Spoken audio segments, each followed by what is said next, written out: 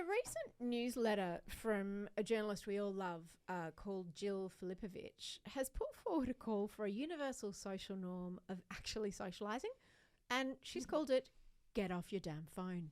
I wonder what she's trying to advocate for. Well, she wrote about one particular incident which sparked her vitriol. She said, in a 24-hour period in Cape Town, I watched a visiting British family enter a busy restaurant at dinner time, prop up an iPad in front of two previously perfectly behaved children, turn on Boss Baby at full volume, and then proceed to shout at each other over the din they created. That is when the parents weren't scrolling away on their own phones, while the grandparents tried to interact with the movie-watching grandchildren. The next morning, out at a popular brunch place, I watched a woman sitting next to me stare at her date for a solid hour while he scrolled through his phone, played TikTok videos loud for his own amusement, and took a few calls on speaker. So she's put together 7 rules. Do you want to hear them? Yes. 1, no volume, never. 2, put your phone away when you're sitting down for a meal with other people. Do you agree with that? Yes. Actually, what I usually do is I keep it out of my bag, but I turn it over. I turn it over too. Me too. Yeah. Exceptional circumstances. If there's some call that you're waiting for, sick kids, you're like, oh, I'm waiting for a call from work or something. Yeah. But you've got to flag it early. I had dinner with a girlfriend a number of years ago, and I was like trying to do this. And so I turned off my phone, put it in my bag, and I'm like, I want to be present in this moment. And then as we were walking out of the restaurant, I turned my phone back on. There were like 8 texts, 6 missed calls from home. Who'd broken a bone? Yes. It was Jay saying, the ambulance is coming, Coco's hurt her neck, blah, blah, all this stuff. And then it was resolved. It had all happened during the 2 hours my phone had been off. But, and I guess the moral of the story is he handled it, but would I have liked to know at the time? Probably. And I remember my friend Bron said to me, we can never turn our phone off, we're mothers.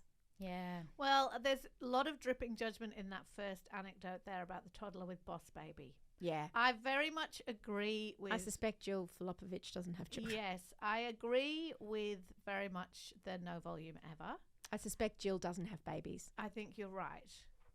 Because I think that people who aren't parents yet always really judge people who give their toddlers or kids screens in public. Well, her third rule relates to that. She said parents should decide for themselves and their families whether they want to allow screens for children and in which context. And she said, and no one else gets to say anything if an iPad is keeping a child calm on a plane or at a restaurant. However, volume rules apply, headphones, or it's a silent screen. And I think that that's fair enough, but I think that any parent of toddlers would know there will sometimes be, you've forgotten the headphones, the toddler's gonna scream the place down if they don't get to listen to I'm not condoning that first anecdote. I think it's very selfish to play anything with the volume up.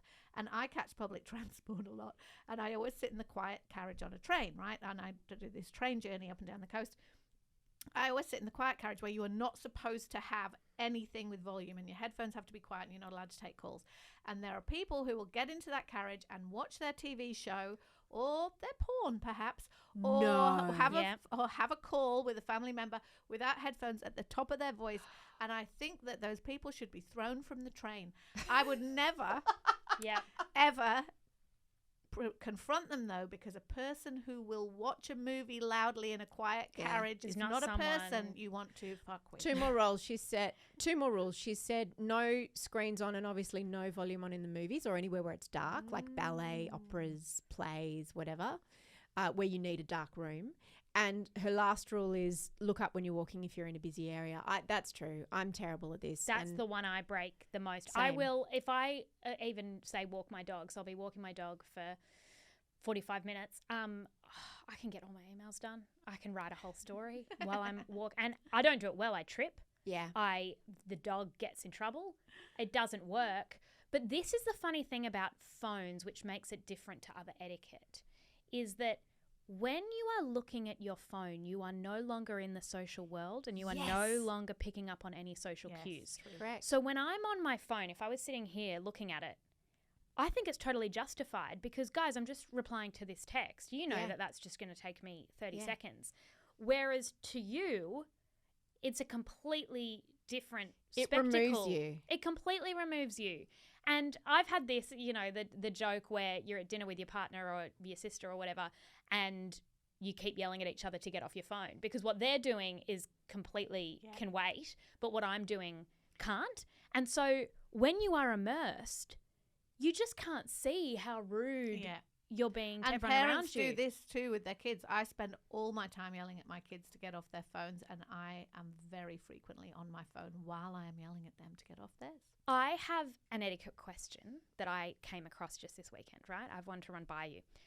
The other day, I'm out and I'm on the phone to my mum, and I don't get been really busy, haven't been able to talk to her for a while, and we're really good, 25 minutes into a really good chat. And I was waiting on something, so I went into a shop and I picked up a T-shirt, and I was like, I'm going to buy this T-shirt. So I went to the counter. I'm still on the phone to mum, had the T-shirt at the thing, and the person would not serve me until I got off the phone. So she was looking at me, and I was kind of like, okay, I can tap or whatever.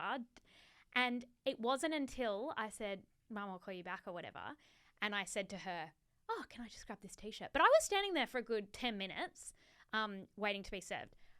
That probably isn't very polite by me, but what do we think? Do we need to get off the phone, call, and interact with the retail worker in order to buy a T-shirt? Been in retail, I would be stoked that I didn't have to make small talk with you. I thought that. No, you have to recognise that person's a human.